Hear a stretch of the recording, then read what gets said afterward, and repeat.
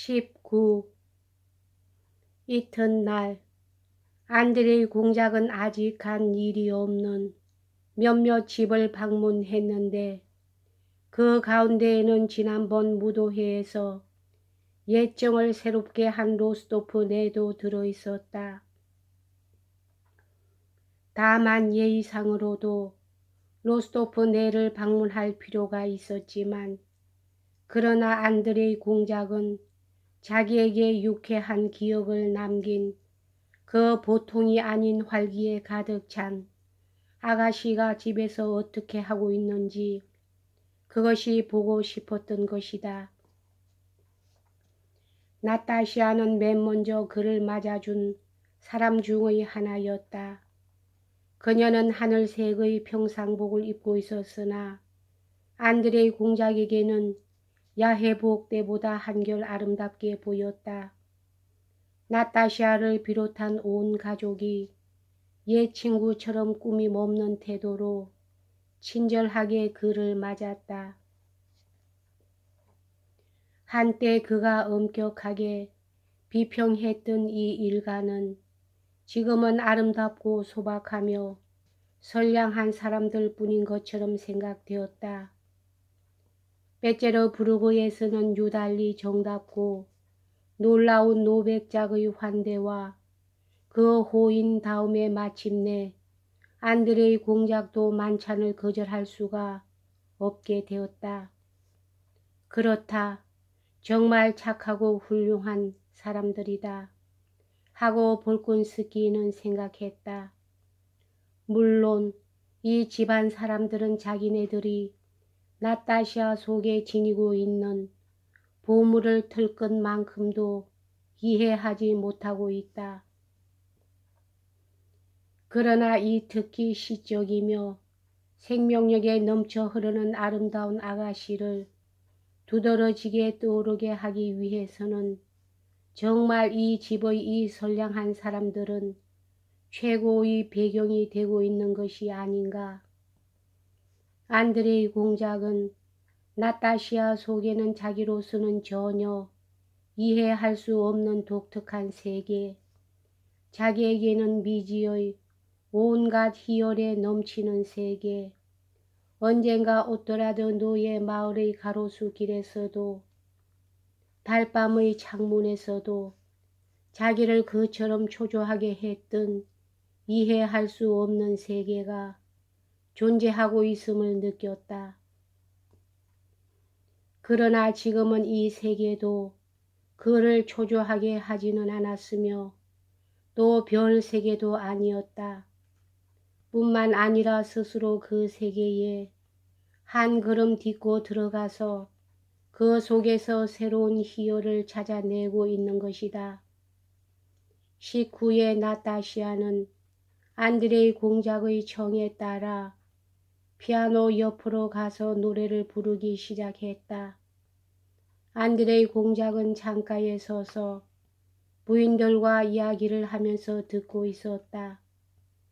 이야기 도중 안드레이 공작은 무엇인가 말을 하려다가 뚝 그치고 갑자기 입을 다물었다. 그리고 자기가 상상도 못했던 뜻하지 않은 눈물이 솟구쳐 오르는 것을 느꼈다. 그는 노래를 부르고 있는 나타샤의 모습을 가만히 바라보았다. 그러자 무엇인가 새로운 행복 같은 것이 그의 가슴 속에 샘솟아 올랐다. 그는 행복했다. 그러나 동시에 슬프기도 했다. 그에게 울만한 일은 조금도 없었지만 그런데도 금방 울음이 터져 나올 것만 같은 기분이었다. 무엇이 말인가? 옛 사랑일까? 죽은 아내 때문인가? 자기 환멸의 비애일까? 미래에 대한 기대일까? 아니 그것뿐이 아니다. 그가 울고 싶어졌던 커다란 원인은 그의 마음속에 있는 그지없이 위대하고 포착할 수 없는 어떤 것과 자기와 나타샤에 의해서 구체적으로 표현되고 있는 좁고 육체적인 어떤 것과의 사이에 가려 놓여 있는 무서운 모순이 자기가 생생하게 자각되었기 때문이었다. 이 모순은 나타샤가 노래를 부르는 동안 그를 괴롭히고 또한 그를 기쁘게 했다. 나타샤는 노래를 끝나자마자 그 옆으로 다가와서 자기 목소리가 마음에 들었느냐고 물었다. 그녀는 이렇게 물었지만 이미 말을 해버리고 난 뒤에 이런 것을 물어서는 안 된다는 것을 깨닫고 갑자기 당황하기 시작했다. 그는 그녀의 얼굴을 바라보면서 빙그레 웃어 보이고 그녀의 노래는 그녀의 모든 동작과 마찬가지로 완전히 자기 마음에 들은 노라고 대답하였다. 안드레의 공작은 그날 밤 늦게 로스토프네를 떠났다. 그는 습관적으로 잠자리에는 들어갔으나 금방 잠을 이룰 수가 없다는 것을 알았다. 그는 촛불을 켜고 침대 위에 일어나 앉아 보기도 하고 일어서 보기도 하고 또 누워 보기도 했다. 그러나 잠이 오지 않는 것이 조금도 괴롭지가 않았다. 마치 숨막히는 방에서 자유로운 세계로 뛰쳐나온 것처럼 그의 마음은 기쁨과 신선함으로 가득 차 있었던 것이다. 그는 나타샤를 생각하고 있었던 것이 아니라 다만 잠깐 그녀의 모습을 상상해 보았을 뿐인데도 자기의 온 생활이 새로운 빛을 받고 있는 것처럼 생각되었다. 온 생활이 기쁨을 담뿍 가지고 내 눈앞에 펼쳐져 있는데 이런 꽉 닫힌 비좁은 틀 속에서 무엇을 머뭇거리며 애를 태우고 할 필요가 있는 것일까 하고 그는 혼잣말을 했다. 그리고 그는 오래간만에 미래의 행복한 계획을 세워보았다. 그는 적당한 양육자를 찾아내어 그 사람에게 자기 아들의 교육을 위임하도록 하지 않으면 안 된다고 결정했다.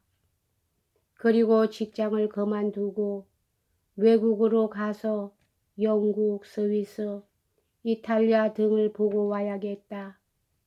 나는 젊음과 정력이 이처럼 넘쳐 있는 동안에 충분히 나의 자유를 향락하지 않으면 안 된다. 하고 그는 혼잣말을 했다.